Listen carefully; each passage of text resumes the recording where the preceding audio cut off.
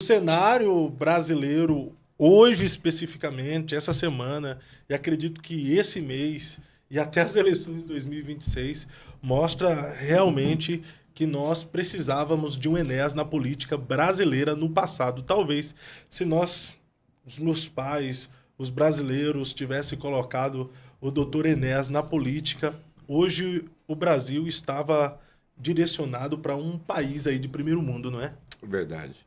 E sabe, Jesus ele foi tido, né, como um dos participantes de Beelzebul. Você vê que o povo é assim, as pessoas não acreditam naquilo que fala. Até Jesus sofreu isso, né? Essas afrontas.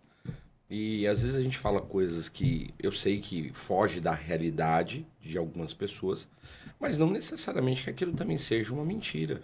É que muitas vezes as pessoas não estudaram, elas não foram pesquisar. E também a gente às vezes nem tem coisas que a gente fala a nível científico, ou abordagens, igual o pastor Cardoso faz muitas abordagens aqui. E tem coisas de mundo espiritual que nem dá para falar para as pessoas, porque as pessoas não vão entender. Então é muito complicado. E a gente fala algumas coisas aí, já descem a lenha. Imagina se entrasse mais aprofundado em algumas coisas do mundo espiritual.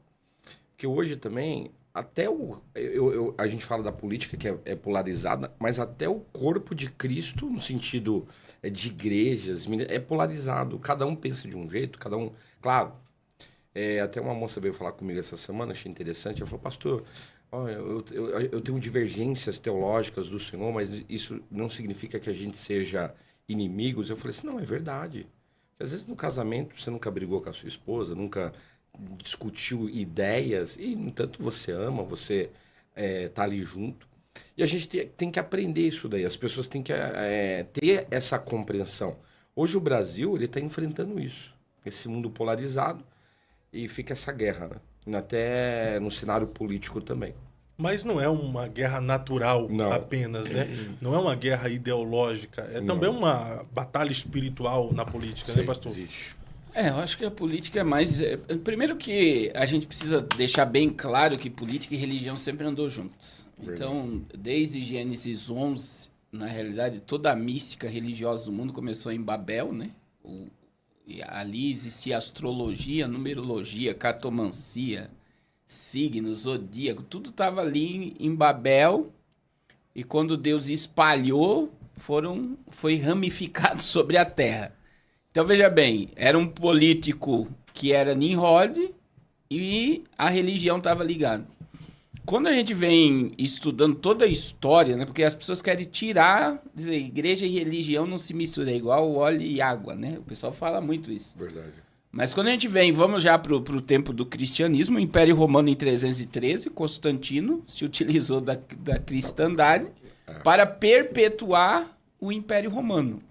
A reforma protestante teve políticos que se utilizaram de Lutero para se desvincular do Império Romano. Então, veja, no meio do nosso meio, né, protestante, também teve muita ligação com religião. Você vê, por exemplo, o governo americano, você vai ver que os conselheiros dos presidentes americanos, o Billy Graham acompanhou vários. E a igreja sempre presente. Então, a gente não pode desvincular política de religião. Agora, uma coisa eu tenho deixado claro, que era bom que todos entendessem, que a igreja está acima de política. A igreja está sentada com Cristo nas regiões celestiais e ela manifesta o reino de Deus sobre a terra. Então, a igreja não depende de política para existir. Ela subsiste sem apoio político nenhum. Porque Jesus estabeleceu um reino que é a igreja e as portas do inferno não prevalecerão contra ela.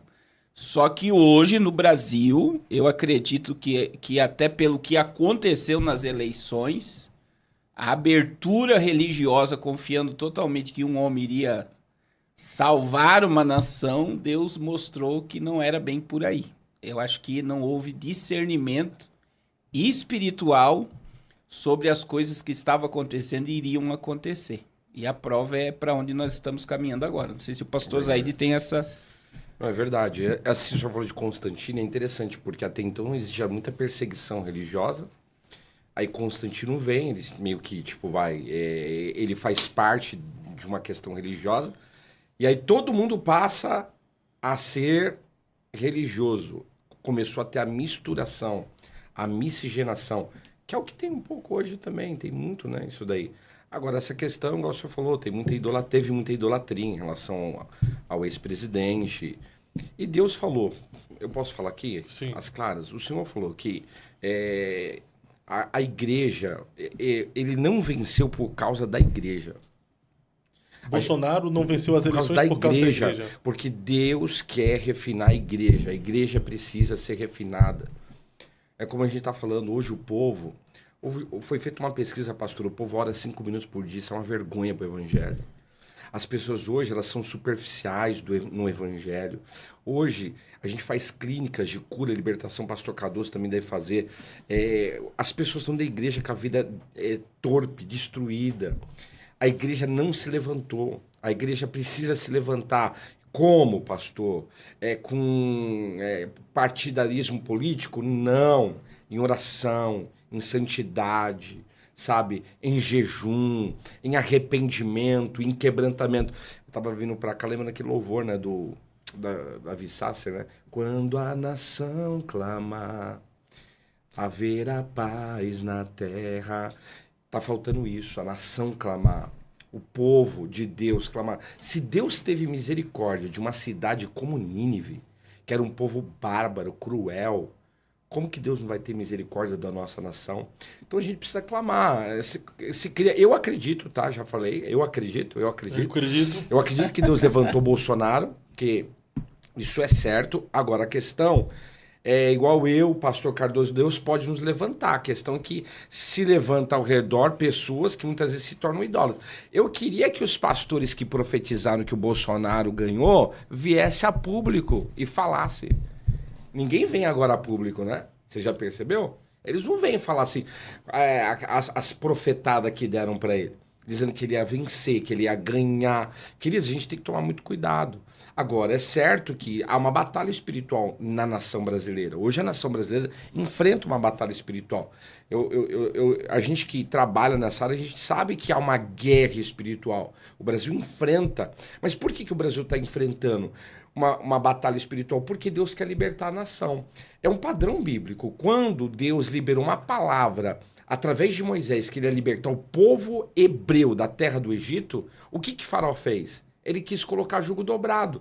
As pessoas têm que entender, a gente está numa batalha, o faraó quer colocar jugo dobrado, mas existe um decreto de libertação para a nossa geração, para a nossa nação brasileira. Agora, cabe a nós o quê? Não desistir dessa libertação nacional, de buscar a Deus, de clamar pela presença de Deus. Porque olha só, olha o povo hebreu como eles estavam no Egito, eles eram escravos. E era povo de Deus, adoradores, mas estavam lá, escravos. Mas Deus levantou uma pessoa para ajudar. Agora, o que acontece no Brasil é diferente, né? Tudo o povo idólatra, o povo misturou, igual o pastor falou. Tem a questão, a gente sabe, igreja, política. Só que o problema é que misturaram muito isso daí. Muito político dentro das igrejas, nos palcos, né? Nos altares da igreja. Começou a ter muito isso daí. E a gente sabe que também tem questões de corrupção, a gente precisa tomar muito cuidado. Tem a questão da idolatria também ao Bolsonaro. Vocês vão de concordar que o Bolsonaro ele foi usado por Deus para despertar uma geração para a política. Existiam muitas pessoas totalmente apolíticas, que não se envolvia, que não queria se mover politicamente. Bolsonaro veio e parece que ele abriu os olhos de muitas pessoas. Até então, muita gente não sabia quem eram os ministros do STF, não sabia os ministros que compunham o governo. Após Bolsonaro, todo mundo está sabendo o nome dos ministros do STF, sabe Sim. sobre os 3 poderes. Então, essa geração no Brasil se despertou para a política por causa do Bolsonaro. Então, o cara foi usado por Deus para isso. Porém, ao extremo agora, né? A igreja começou a idolatrar Bolsonaro quando ele entrava nas igrejas, o povo mito. E o deputado Antônio de Paula veio aqui e ele disse que ele tinha conversado com Bolsonaro. Bolsonaro, quando você chegar na igreja e as pessoas ficarem gritando mito, e você for receber a oportunidade, fala para o povo não fazer isso, porque ali é lugar de adoração a Deus. Porque havia cultos que eram interrompidos. Nos Gideões, o Eliseu Rodrigues teve que repreender o povo por causa do Bolsonaro, porque o povo ficou mito. Na hora da pregação do Eliseu, ele interrompeu a mensagem, repreendeu o povo, porque o povo ficou assim. E, querendo ou não, se o camarada não tomar cuidado, ele acaba recebendo esses elogios para si e acaba dando no que está dando agora, no que está acontecendo com o Bolsonaro. Será que em algum momento ele não recebeu a adoração que era de Deus para si e está sendo punido, pastor Carlos Cardoso? Eu na realidade tive 2 vezes com ele, né? As 2 vezes. Esteve já com ele? As 2. Tem vídeo dele lá no falando pro. As 2 vezes que eu fui com ele, eu falei que ele estava. Eu falei exatamente isso. Eu falei: todos os pastores que estão à sua volta, eles falam que é tempo de paz e prosperidade e a solução para o Brasil é o arrependimento. Na última vez, foi o dia que ele foi para a Rússia, foi quando ele chegou na Rússia, né, e começou a guerra. E eu falei muito tempo com ele, eu falei: olha, Deus não falou para Nínive se arrepender. Deus falou que Nínive seria destruída. E o presidente, o líder de Nínive, chamou o povo ao arrependimento. E eu falei: o senhor, como presidente da nação, pode chamar o Brasil ao arrependimento. E, infelizmente, é o que você falou, né? Por exemplo, da primeira vez, que foi bem na pandemia mesmo, em lockdown e tal, os repórteres da CNN, SBT, Globo, todos me chamaram depois e falaram: o senhor foi o único pastor que veio aqui e falou a verdade. Porque todo mundo vem aqui só para elogiar ele e nunca confronta ele. Só para ficar de... Então, e era isso, né? Só que agora, cadê? Né? Aí vem, e aí a gente vê outra questão que a gente tocou aqui, e eu perdi muito seguidor na campanha, porque eu já alertava que ele ia perder. A The Economist é um termômetro mundial que já mostrava ele perdendo a eleição. A The Economist, no mês de setembro, antes das eleições, já colocou Marina Silva como ministra do Meio Ambiente. E quando o povo foi para frente do quartel, eu comecei a falar: saiam da frente do quartel, que não vai acontecer nada. Então, e aí o povo se revoltou. O senhor, muita gente chegava: o senhor virou comunista. Tem até um vídeo seu no trio elétrico. Sim, falando na Avenida Paulista lá, falando, né, que a solução para o Brasil não é Bolsonaro, a solução para o Brasil é Jesus e tal. Só que a gente vê aí uma questão que as pessoas, elas colocaram toda a confiança apenas em um homem, não em Deus. E estava fora você não via, porque o que dá a entender, como o pastor Zaid acabou de falar, né, que é muito importante que as pessoas entendam, que até agora, nesse exato momento, a igreja evangélica não entendeu. A igreja não está entendendo o que está acontecendo. Deus chamou o povo para arrependimento. Deus fez o que fez para mostrar para a igreja que ela precisa se arrepender. E o que nós estamos vendo? Os líderes que apoiavam o Bolsonaro, tudo silenciado. Você vê até com a questão do Silas Malafaia, a maioria abandonou ele. É na hora da guerra. Na hora agora, São né? Cadê? Amigos, né? E você vê o quê? Não há em nenhuma mensagem de todos eles um espaço.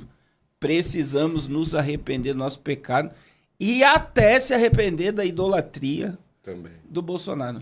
Não tem essa questão, a necessidade de um arrependimento. É uma mensagem que eu carrego no meu coração, ela é profunda, porque o caminho para uma mudança é o arrependimento. E a gente não vê espaço em falas, em posicionamento religioso, chamando o povo a se arrepender. E é um detalhe aqui, até nas manifestações que nós estamos fazendo, que pastores que eu admiro e respeito estão fazendo, manifestações políticas, pro anistia, que é válido e louvável, válido, política, né? Mas o que está faltando? Precisava fazer uma manifestação dessa aí, mas apregoar um jejum, sim, apregoar o arrependimento, sim, né? Sim. Uma proclamação do dia de santidade ao Senhor, como Israel fazia, sim, né, pastor? Porque, além de ser algo natural, ideológico, é também algo muito espiritual, conforme o Senhor sempre fala. Sim, porque depois de um jejum, ao pessoal, os judeus fazem muito, o Yom Kippur, por exemplo, os judeus dizem que a questão de Nínive foi bem nesse período de Yom Kippur. Sim.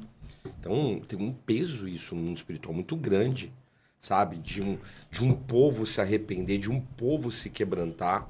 Eu falei aqui, acho que eu ia falar live passado, podcast passado, são 4 coisas que mudam decretos. Uma delas é arrependimento, é techuvá. Quando a pessoa se arrepende de fato, aquilo muda um decreto na vida dela.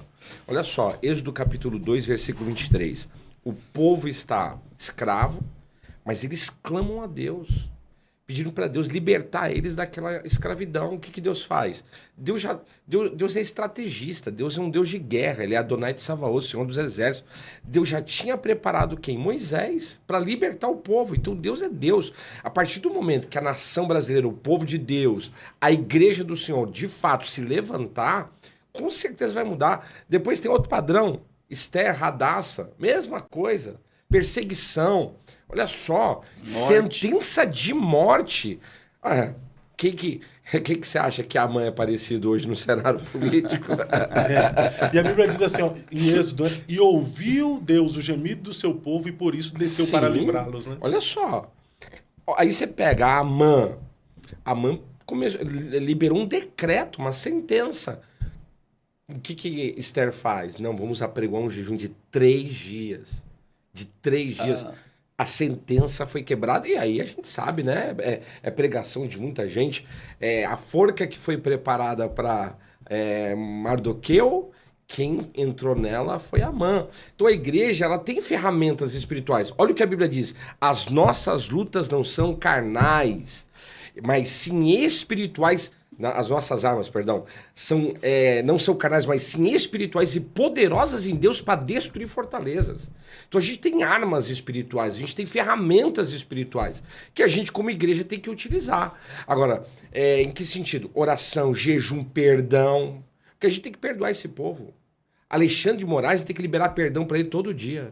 É preciso. Mas é verdade, porque o povo fala mal, mas o povo não ora pela pessoa. A gente está indo na contramão do evangelho. As pessoas criticam, falam mal do Lula, falam mal do Alexandre de Moraes, mas isso no espiritual, quem está vencendo? É o inimigo. Porque o que a gente tinha que fazer como igreja? Senhor, tem misericórdia da vida deles, traz salvação na vida deles, traz mudança na vida deles. Por mais que eles não se arrependam no mundo espiritual, não abro legalidade para o inimigo agir.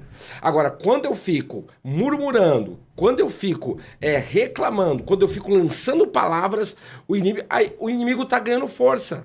Por quê? A murmuração, a Bíblia diz, 1 Coríntios 10:10, é só ler lá. Aquele que murmura, um espírito de destruição acompanhará.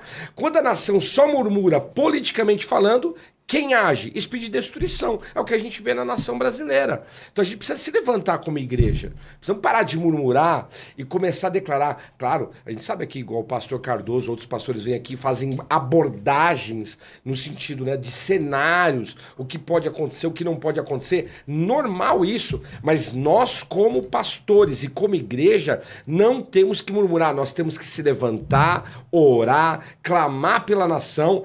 Porque certamente, pastor Fábio, Deus visitará a nossa nação.